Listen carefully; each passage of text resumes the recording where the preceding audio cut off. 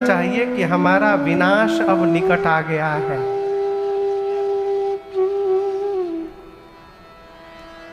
भगवान शंकर बट वृक्ष के नीचे बैठकर भजन करने लगे। सती मैया परीक्षा लेने चली राम जी की। पुनि पुनि हृदय विचार करी धरि सीता कर। सती मैया बार बार विचार करती हैं कैसे परीक्षण करूंगी, उनकी क्या करूं कि परीक्षा हो जाए। फिर सोची वो अपनी पत्नी सीता को ढूंढ रहे हैं। मैं काम करती हूं, मैं सीता जी का रूप बनाकर उनके सामने चली जाती हूं। यदि वो भगवान होंगे तो जान जाएंगे कि ये सीता नहीं सती है। मैं जानती हूं भगवान नहीं है। जैसे मुझे देखेंगे सीते सीते कह के दौड़ के चले आएंगे। सीता मैया का रूप बना करके राम जी लक्ष्मण जी चल रहे थे, आगे आगे चलने लगे। अभी राम जी को छोड़िए, लक्ष्मण जी ही देखते पहचान गए कि नकली भाभी। लक्ष्मण भैया बोले अरे ये तो मेरी भाभी नहीं, ये तो नकली भाभी है। नकली भाभी क्यों? लक्ष्मण जी जानते थे कि मेरी भाभी सीता जी कभी राम जी के आगे आगे नहीं चलती थी, वो हमेशा राम जी के पीछे पीछे चलती थी, और ये नकली बनकर के आगे आगे चलने लगी। लक्ष्मण जी बोले no no she is not my bhabhi, ये तो नकली भाभी है। राम जी ने देखा तो राम जी अपने दोनों हाथों को जोड़े और सती मैया को देख करके राम जी बोले मैं दशरथ नंदन राम आपको प्रणाम करता हूं। अकेले कहां घूम रही है मां, बाबा कहां है? जैसे राम जी ने कहा कहे वो बहोरी कहां वृषकेतु। सती मैया का पूरा शरीर कांपने लगा। री राम, ये तो भगवान है। मैंने इन पर संशय कर लिया, अब क्या मुख लेकर के मैं वापस जाऊंगी बाबा के पास। सती मैया बिना कुछ कहे शंकर भगवान के पास गई और बाबा भी मुस्कुराए, कहे ले आई परीक्षा करके। ये बता प्रेरी सती ही जही झूठ कहा। इतना कुछ होने के बाद भी भगवान शंकर मां सती का अपराध नहीं मानते। ये प्रसंग कह रहा है कि जिसके साथ जीवन भर संबंध का निर्वाह करना है उसके भीतर दोष देखना बंद किया जाए। जिस संबंध का कोई ऑप्शन नहीं है, कोई विकल्प नहीं है, वहां कमी न देखी जाए। कमी नहीं देखेंगे न हो तो संबंध जीवन भर बना रहेगा। कमी दिखाई देने लगेगा तो संबंध शीघ्र ही समाप्त हो जाएगा। शंकर भगवान कहते मेरी सती का दोष नहीं है, ये राम जी की माया ने झूठ कहलवाया है। लेकिन समस्या क्या है? शंकर भगवान मन में सोचते हैं जब जब सती दिखाई पड़ेंगी तब तब मुझे याद आएगा कि सती ने मेरी मां का रूप बनाया, और जिनको देखने से मां याद आएगी उसके साथ मैं गृहस्थ धर्म का निर्वाह कैसे करूंगा। और ऐसा द्वंद्व आया कि भगवान शंकर ने उसी समय मन में संकल्प करके और सदैव के लिए सती मैया का त्याग कर दिया। एहि तान सती ही भेट मोय नाहि, एहि तान सती ही भेट मोय नाहि। शिव संकल्प कीन मन माहि, शिव संकल्प कीन मन माहि, शिव संकल्प कीन मन माहि। बाबा ने तत्क्षण मां भवानी का त्याग कर दिया सती मैया का। आकाशवाणी भैया आकाशवाणी ने जय जयकार किया। जय महेश भली भगति बढ़ाई। आपने भक्ति को इतनी ऊंचाई प्रदान कर दी बाबा, आपकी जय जयकार हो, जय जयकार हो। सती मैया ने बार बार पूछा प्रभु आपने कौन सा प्रण कर लिया है, लेकिन बाबा ने बताया नहीं है। क्यों? मन दुखित होगा इनका। जानते हैं घर परिवार में ना कई लोग ना हरिश्चंद्र जी वाली टोपी पहन के बैठे हैं।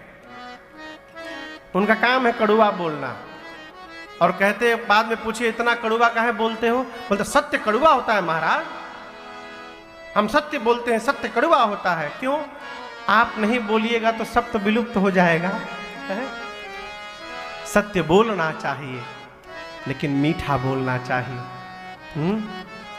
आप ये जो हाथ है ना,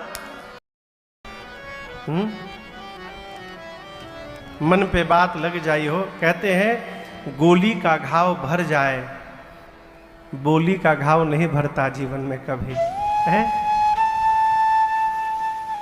मां सती बार बार पूछती हैं, प्रभु आपने कौन सा संकल्प कर लिया? भगवान शंकर जानते हैं बताऊंगा तो इनको दुख होगा, इसलिए मैं बोलूंगा नहीं, अपने व्यवहार से बताऊंगा कि मैंने आपका त्याग कर दिया है। और भगवान शंकर कैलाश आए, आने के साथ शंकर सहज स्वरूप संहारा, लाग समाधि अखंड। बाबा अखंड समाधि में प्रवेश कर गए। समाधि जानते हैं ना, कितने दिन समाधि में रहे पता है? 87,000 वर्ष। अंग्रेजी में कहें तो 87,000 ईयर्स। इतने दिन बाबा समाधिस्थ रहे। 87,000 वर्ष बाद बाबा जब समाधि से बाहर आए, राम नाम शब्द का उच्चारण किया है जगने के बाद, मां सती समझ गई कि बाबा जग गए। दौड़कर मैया ने जाकर बंधन किया है। बाबा ने सामने बिठाया सती मैया को। यहां दर्शन करिए, पार्वती जी बगल में बैठी है बाईं ओर। बाबा ने बाईं ओर नहीं बिठाया, सामने बिठाया और बिठाकर लगे कथा सुनाने कुछ राम जी की। इधर कथा प्रारंभ हुई कैलाश में, और उसी समय सती मैया के पिता दक्ष को ब्रह्मा जी ने बहुत बड़ा पद दे दिया। दक्ष ऐसे अद्भुत जीव है कि वो अपने दामाद भगवान शंकर को ही शत्रु मानते थे, उनसे जलते थे, चिढ़ते थे। जैसे बड़ा अधिकार मिला दक्ष को, भगवान शंकर को अपमानित करने के लिए यज्ञ की रचना की और सभी देवताओं को बुलाया दक्ष ने, छोड़ ब्रह्मा विष्णु महेश। देवता लोग कैलाश के ऊपर से विमान में बैठ के जाने लगे। सती मैया ने पूछा, प्रभु ये देवता कहाँ जा रहे हैं? बाबा ने पूरा वृत्तांत सुनाया, आपके पिताजी यज्ञ कर रहे हैं, उसी में भाग लेने जा रहे हैं। मां ने कहा, प्रभु पिता भवन उत्सव परमा, जो प्रभु आयसु होय, तो मैं जाऊं कृपा यतन, सादर देखन सो। शंकर भगवान से मां ने कहा, प्रभु यदि आज्ञा हो जाए तो मैं भी दर्शन करने चली जाऊं पिताजी के घर। शंकर भगवान ने कहा, देवी आपने तो अच्छी बात कही है, लेकिन हम आपसे एक बात कहें, आपके पिताजी ने हम लोगों को बुलाया नहीं है। मां ने कहा, पिता के घर तो बिना बुलाए जाते हैं प्रभु। शंकर भगवान बोले, देवी केवल पिता के घर नहीं, 4 जगह बिना बुलाए जाना चाहिए। करके प्रणाम करवाया और कहा, मुनिवर आप मेरी बेटी की हाथ की रेखाएं देख करके बताइए ना, इनमें क्या क्या दोष गुण है। नारद जी पार्वती मैया का हाथ लिए और बोले, महाराज आपकी बेटी तो समस्त सद्गुणों की खान है। इनका नाम उमा होगा, अंबिका होगा, भवानी होगा। आपकी बेटी का सौभाग्य अखंड बना रहेगा महाराज। आपकी बेटी को उनके पति बहुत प्रेम करेंगे। आपकी बेटी की पूजा होगी। संसार की स्त्रियां आपके बेटी के ही नाम को लेकर के जीवन में पातिव्रत धर्म का पालन करेंगी। महाराज आप दोनों को आपकी बेटी के कारण यश की प्राप्ति होगी। हिमांचल जी बोले, दोष नहीं है क्या मेरी बेटी में कोई?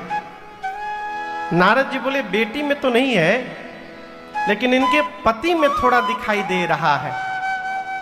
जो होने वाले पति कहिए तो उनका बता दूं। हिमांचल जी बोले, बता दीजिए। नारद जी बोले, नोट करते जाइए। आपके बेटी का पति कैसा होगा? अगुना अमाना, मातु पितु हीना। आपके बिटिया का पति अगुण होगा। क्या होगा सुरेश जी?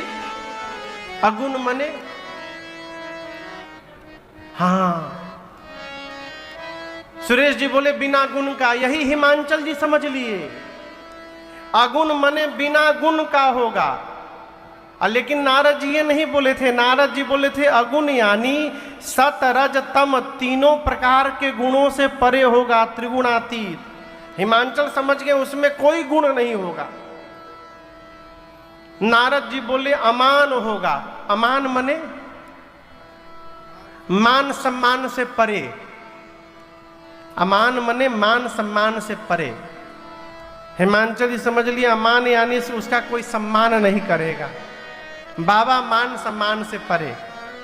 देखिए कई लोग होते हैं उनको कोई मान सम्मान से लेना देना नहीं।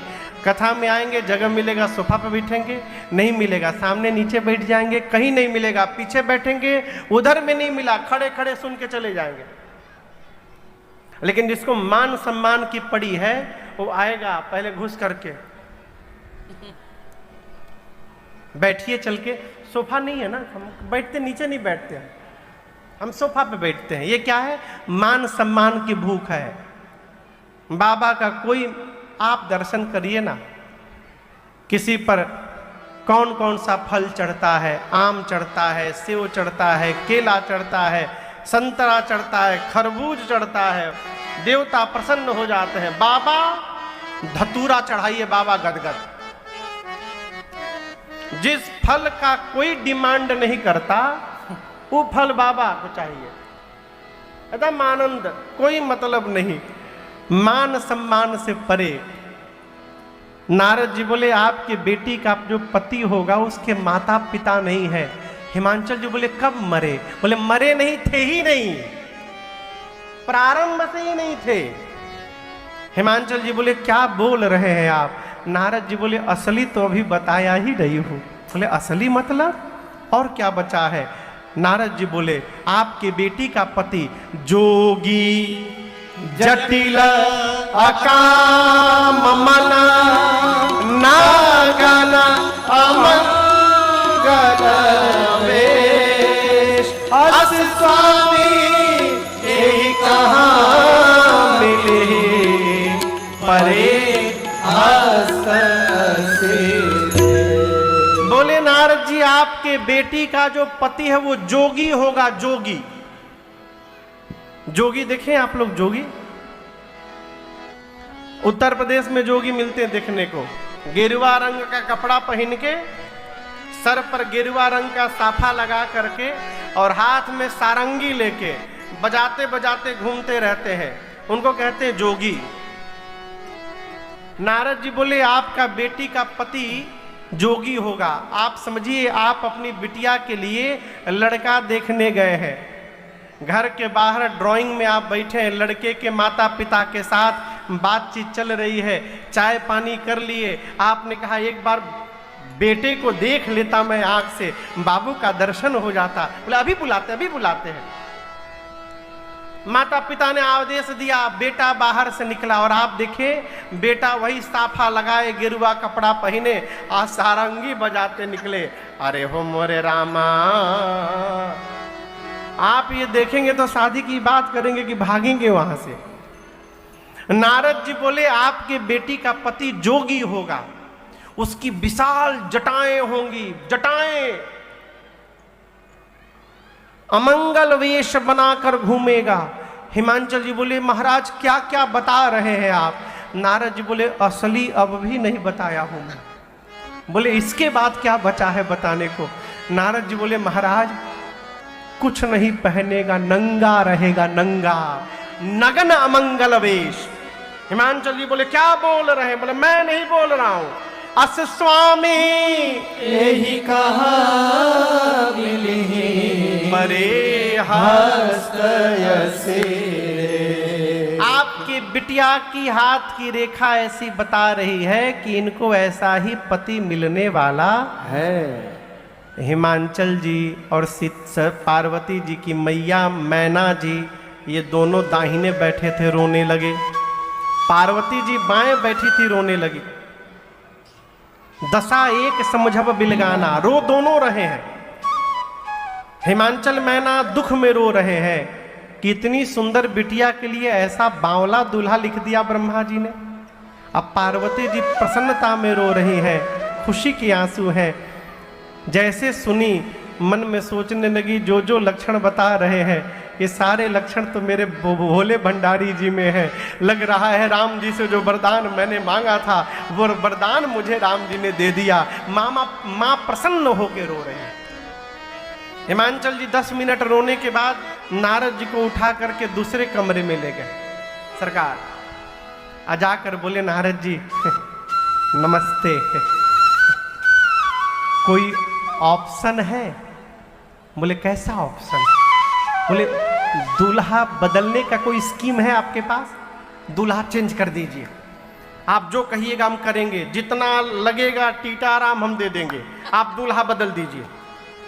नारद जी बोले दूल्हा बदल दीजिए? अरे कहा मुनि सही मवंत सुनु, जो विधि लिखा लीला देवरज नरनाग मुनि दूल्हा नहीं बदल सकता। दूल्हा तो वही मिलेगा जो आपकी बिटिया की ललाट पर ब्रह्मा जी ने लिख दिया है। नारद जी बोले, हिमांचल जी जो जो मैंने लक्षण बताए हैं ये सारे लक्षण केवल और केवल भगवान शंकर में है। और मैं कहता हूं यदि आपकी बिटिया का विवाह शंकर जी से हो गया तो आपकी बेटी का कल्याण हो जाएगा महाराज, ये मेरा वचन है आपको। विवाह कैसे होगा? नारद जी रास्ता बताएं।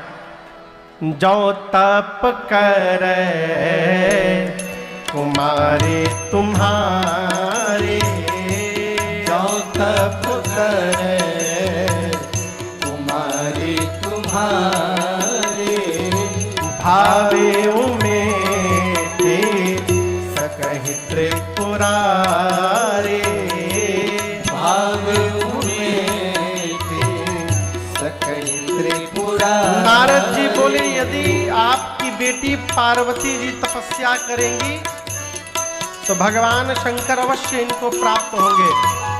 उतनी छोटी अवस्था में माँ पार्वती अगले दिन माता पिता को प्रणाम करके वन में जाकर तपस्या करने लगी। कठोर तपस्या मैया ने किया। संबत सहस मूल फल खाए, संबत सहस मूल फल खाए, साग खाई 7 बरस गवाए, साग खाई 7 बरस गवाए। कछु दिन भोजन बार बतासा, कछु दिन भोजन पार बतासा। ये कठिन कछु दिन उपवासा, ये कठिन कछु दिन उपवासा।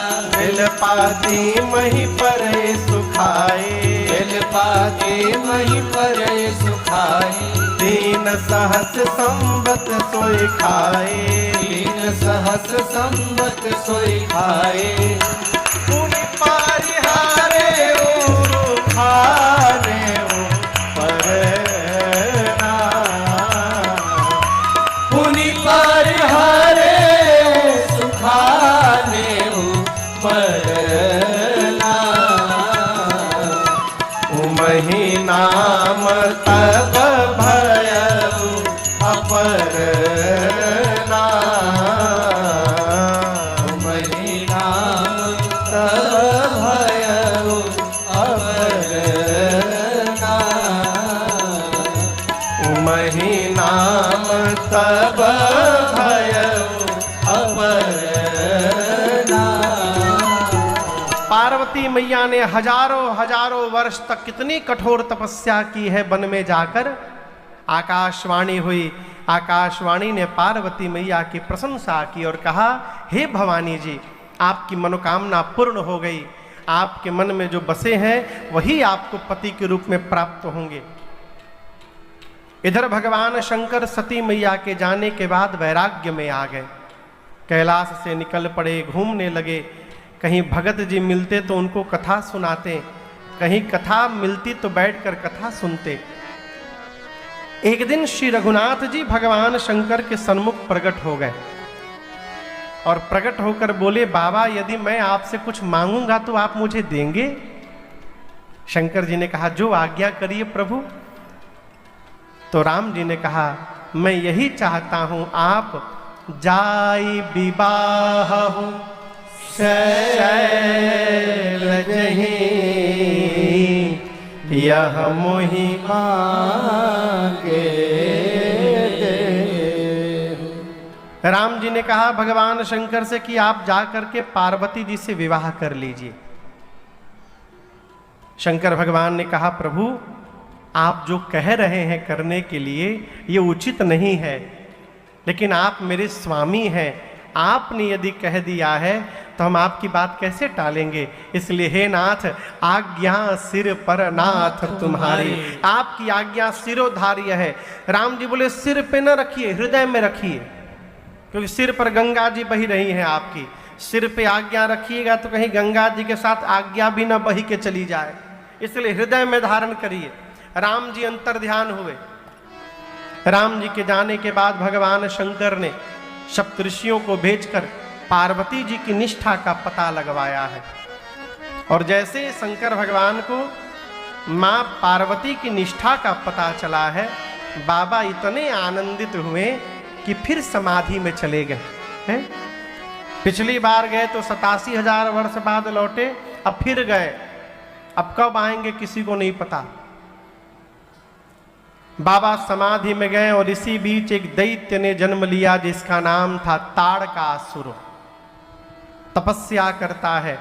आपको ये बात सुनकर बड़ा आश्चर्य होगा, ये जितने राक्षस हुए सरकार, जन्म लेने के बाद इन राक्षसों का एक सूत्रीय कार्यक्रम है, तपस्या करो।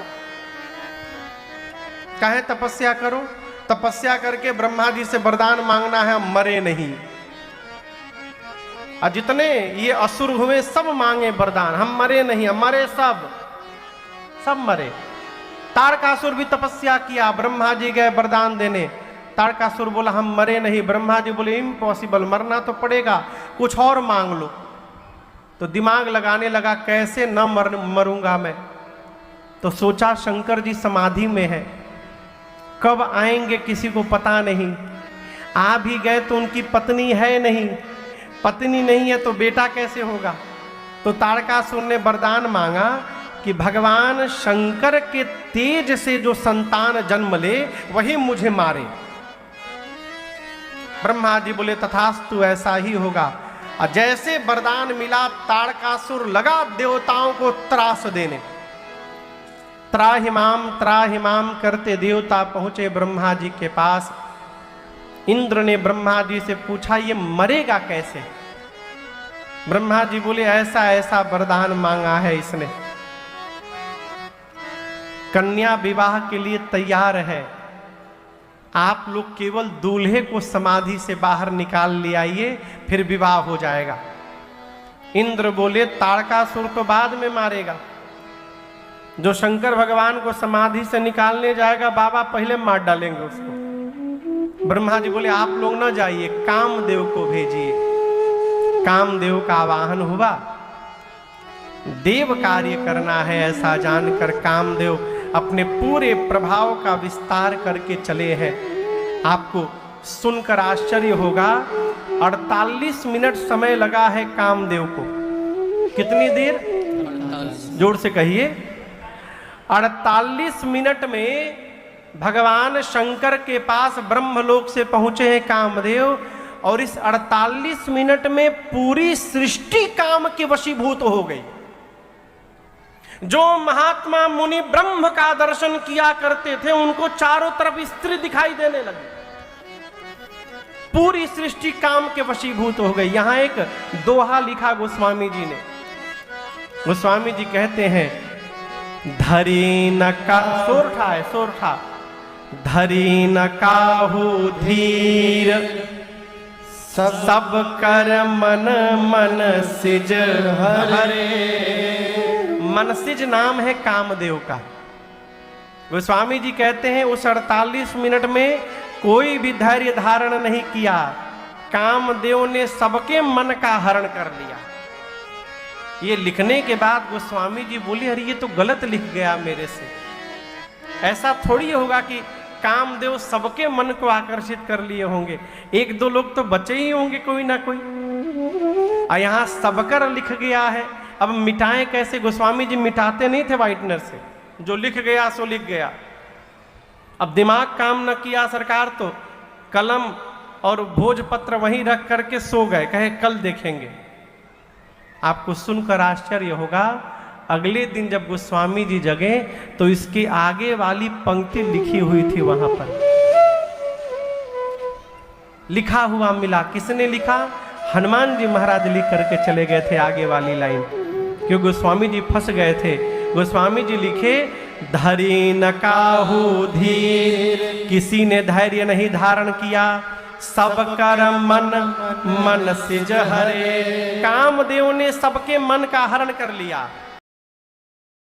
ओर से किसी भी गाड़ी की व्यवस्था नहीं है, इसलिए जितने बाराती हैं अपने अपने वाहन पर बैठ करके आएंगे। दूल्हे की खुद ही गाड़ी की व्यवस्था नहीं है अभी। निज वाहन पर बैठकर सभी देवता बाराती बन करके कैलाश आएंगे 5 बजे।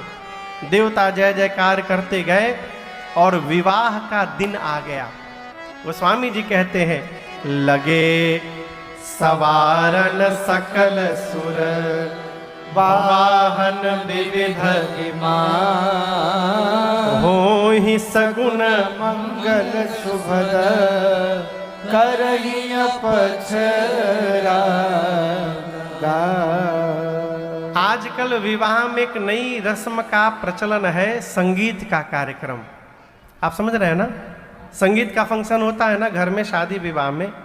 अच्छा आप बताओ किसके घर में होता है? नहीं, वो तो सबके घर में होता है, वो हम नहीं पूछ रहे हैं। बाराती के घर में होता है, बारातियों के घर में, कि दूल्हा दुल्हन के घर में? जोर से बोलिए।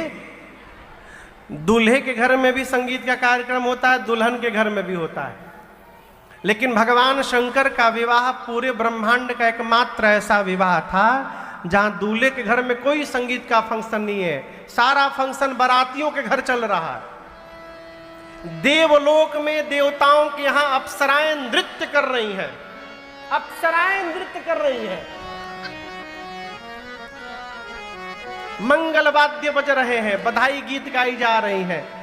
और सभी देवता अपने मेकअप को करने के बाद अपनी गाड़ी की मेकअप में लगे हैं।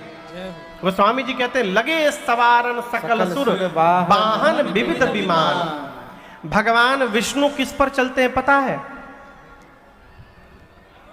गरुड़ जी पर। विष्णु भगवान गरुड़ जी को नहला करके शैंपू लगा के आज, और उसके बाद खूब बढ़िया मैरून कलर की लाल रंग की चांदनी चमकौआ ओढ़ा करके, गले में फूलों की माला पहना करके इत्र छिड़क रहे हैं सेंट गरुड़ जी के ऊपर। इंद्र अपने श्वेत रंग के ऐरावत हाथी को रगड़ रगड़ के धो रहे हैं आज। वहीं यमराज अपना काला भैंसा लेके खड़े हो गए। यमराज देखे इंद्र का वाहन व्हाइट, हमार वाहन ब्लैक, वो लगे भैंसा को रगड़ने। इंद्र बोले, कितनों रगड़ोगे, गोरा होने वाला नहीं है ये। कुबेर के पास पुष्पक विमान है, हवाई जहाज। वो पुष्पक विमान में भुकभुकिया लाइट लगाने लगे। वो देखिए बिल्डिंग पे जो झालर लगा है ना, वही झालर पुष्पक विमान में लगाने लगे, माला पहनाने लगे। सब अपनी अपनी गाड़ी को सजा रहे हैं। किसी भी देवता को ये चिंता नहीं है कि जिसके विवाह में चलना है उनको कौन सजाएगा। सरकार 3 बजा है, 3। कितने बजे बारात निकलनी है? 5 बजे, 2 घंटा बचा है। बाबा आनंद में बैठे हैं।